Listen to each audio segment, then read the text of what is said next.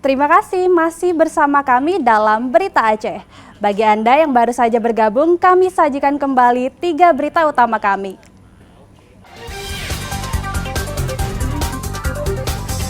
Ratusan pedagang kaki lima menggeruduk balai kota memprotes penggusuran lapak mereka di pusat kota.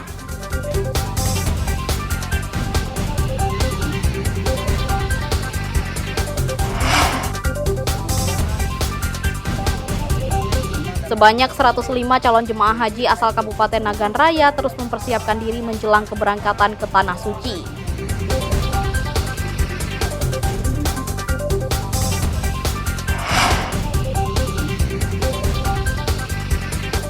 Seorang buronan narkoba diduga tewas usai ditangkap petugas. Polda masih menyelidiki kasus ini.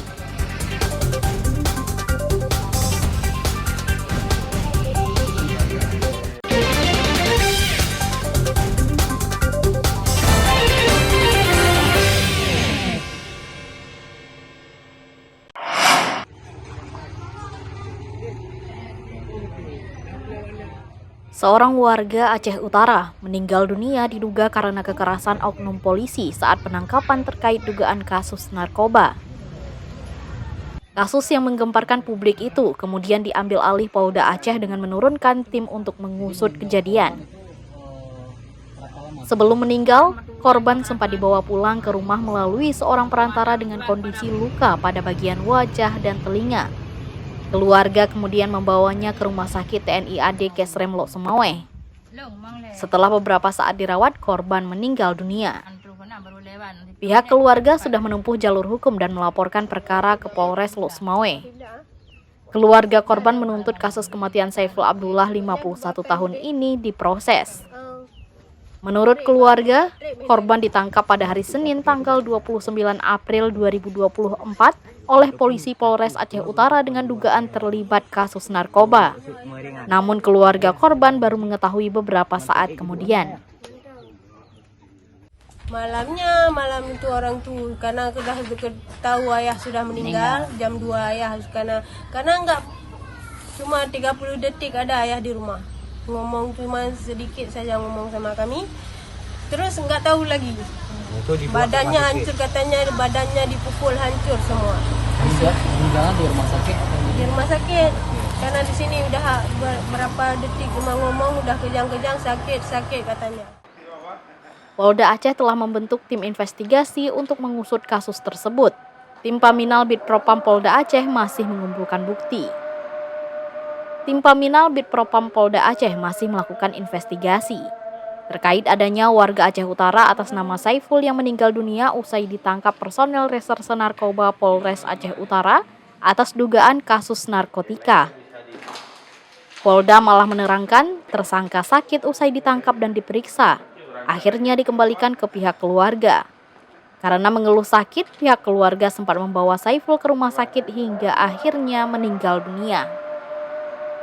Kami dari Polda Propam khususnya melakukan investigasi, di mana melihat situasi dan kondisi sekarang yang sudah viral, bahwa penyebab kematian itu adanya penganiayaan.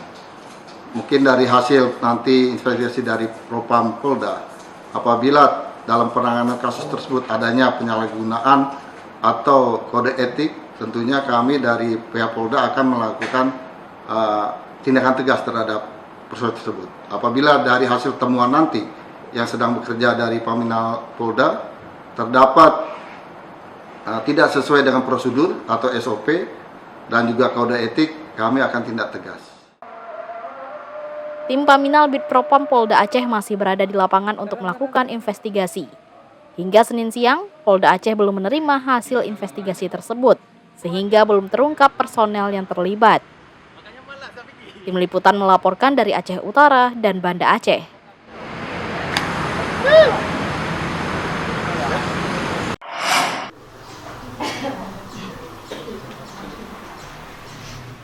Ribuan warga Aceh Besar melamar menjadi calon anggota Panitia Pemilihan Kecamatan PPK Pilkada 2024. Namun, formasi PPK yang tersedia di daerah tersebut hanya 115 orang.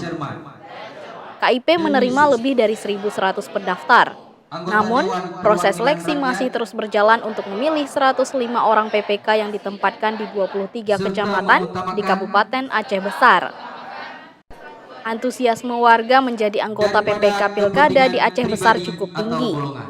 Sebagian besar pendaftar merupakan mantan anggota PPK yang bertugas pada Pilpres dan pemilu legislatif. Semuanya kan ada tahapan-tahapan yang harus dilakukan ya untuk seleksi tersebut ya. Dan dalam hal ini ya untuk mencegah terjadinya perebutan secara tidak profesional ya, kami menjalankannya untuk tes tertulis berbasiskan komputer ya atau CAT. Jadi semua calon anggota untuk menjadi anggota PPK DPS akan menjalani tes tulis dalam bentuk CAT. Sementara itu, penelitian administrasi calon anggota PPK berlangsung hingga 5 Mei 2024. Seleksi tertulis anggota dilaksanakan 6-8 Mei 2024. Pengumuman kelulusan ujian tulis akan mulai 9-10 Mei 2024. Untuk mencegah kecurangan, ujian dilangsungkan berbasis Computer Assisted Test atau CAT. Peserta yang dinyatakan lulus ujian tulis akan mengikuti tes wawancara setelah KIP menerima masukan dan tanggapan masyarakat. PPK yang dinyatakan lulus dijadwalkan dilantik pada 16 Mei 2024 mendatang. Tim Liputan melaporkan dari Aceh Besar. Sudah diberikan oleh KIP itu sampai dengan tanggal 15 Januari khusus DPT.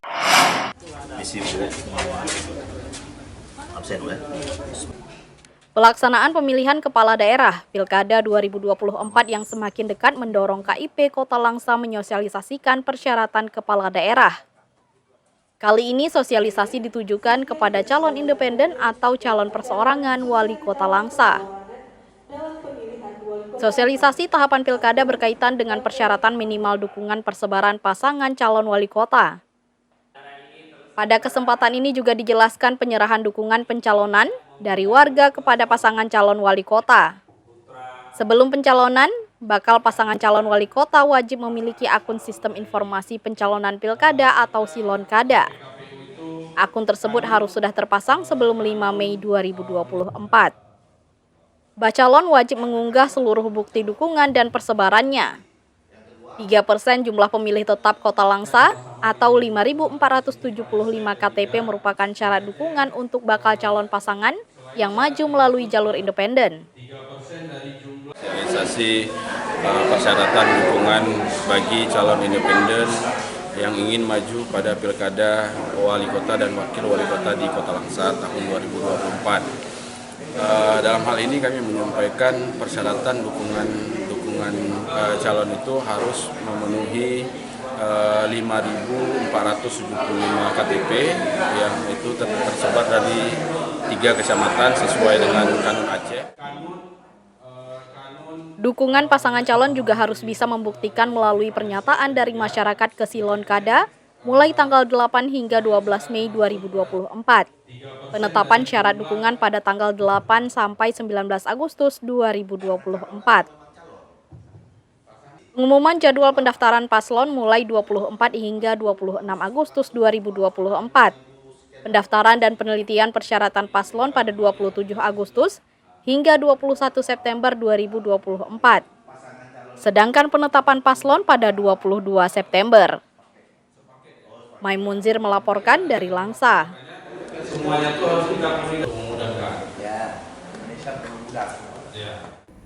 Informasi tadi sekaligus menutup kebersamaan kita hari ini. Saya Cika Mutiara dan seluruh tim redaksi mohon pamit undur diri.